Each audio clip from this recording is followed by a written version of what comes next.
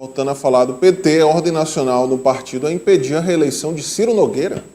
Isso mesmo, Nathan. A gente está falando de 2026, é bom lembrar que é uma eleição geral. Tem, obviamente, a eleição de deputados estaduais, deputados federais, governador do Piauí, mas também Senado e Presidência da República, ou seja, tudo a ver com Brasília. E o Diretório Nacional do Partido dos Trabalhadores, a equipe de governo do presidente Lula, não tem dúvidas de que um dos objetivos no ano que vem é impedir a reeleição de Ciro Nogueira ao Senado. Para isso, há, de fato, uma orientação, e essa reunião do governador Rafael Fonteles com a bancada federal e o esforço que ele vai fazer nas próximas semanas para vincular o nome dele, né, e de Lula ao de Marcelo Castro, a de Júlio César, é muito nesse sentido, de que a ordem lá de Brasília é buscar impedir uma reeleição de Ciro Nogueira ao Senado. É bom lembrar que nos últimos anos Ciro Nogueira se aproximou muito do bolsonarismo, é hoje um nome muito vinculado ao ex-presidente Jair Bolsonaro e a todo o seu grupo político, é visto como e é naturalmente um grande articulador político, alguém que pode fazer a diferença de trabalho de articulação ali nos bastidores, que dá, inclusive, a Bolsonaro, né, aquelas questões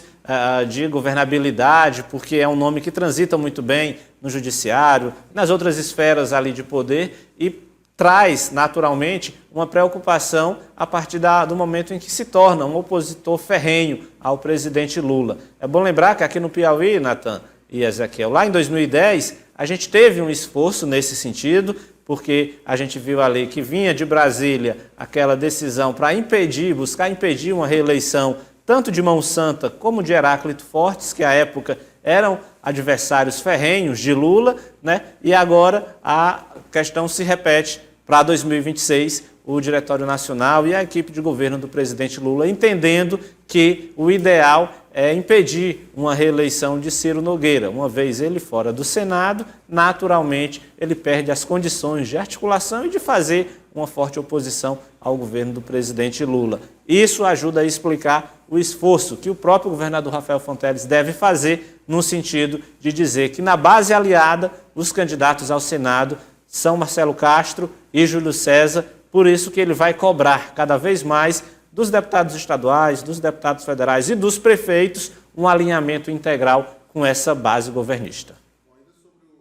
O Ciro Nogueira, viu, aproveitando aqui a temática, acompanhei no final de semana uma entrevista do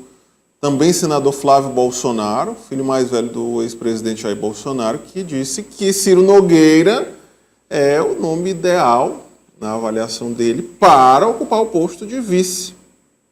em uma eventual candidatura de Jair Bolsonaro em 2026, ou do nome que represente o bolsonarismo. Ciro Nogueira é do Nordeste, foi fiel ao ex-presidente Jair Bolsonaro e tem se mantido fiel a essa base bolsonarista e tem todas as condições para ser um candidato a vice. João Magalhães e Ezequiel Araújo, só para fechar mais um ingrediente nesse debate. É uma aposta, né? Resta saber se Ciro Nogueira, né, tem as condições, vê ali as condições, porque naturalmente concorrendo a vice-presidente, das duas uma, ou se torna vice-presidente da República ou fica sem mandato, né, tendo em vista que também encerra seu mandato de senador. E aí, naturalmente, é uma avaliação que ele deve fazer, mas de fato isso ajuda a explicar inclusive o esforço do grupo do ex-presidente Lula em tentar barrar ali uma reeleição de Ciro Nogueira. A informação que você traz confirma exatamente a capacidade de articulação e o trabalho que Ciro Nogueira vem fazendo, sempre alinhado ao bolsonarismo. Isso, sem dúvida nenhuma, faz com que ele tenha esse destaque e seja visto com bons olhos pela família, pela própria família e certamente pelo próprio Bolsonaro como o nome ideal para ser vice do grupo ano que vem. Agora resta saber, de fato, o que ele pensa disso, porque, como eu disse, é praticamente ir para um tudo ou nada. Ou se torna, se tudo der certo para ele, ele se torna vice-presidente da República, mas se der errado, se o grupo político perder as eleições, ele fica sem mandato.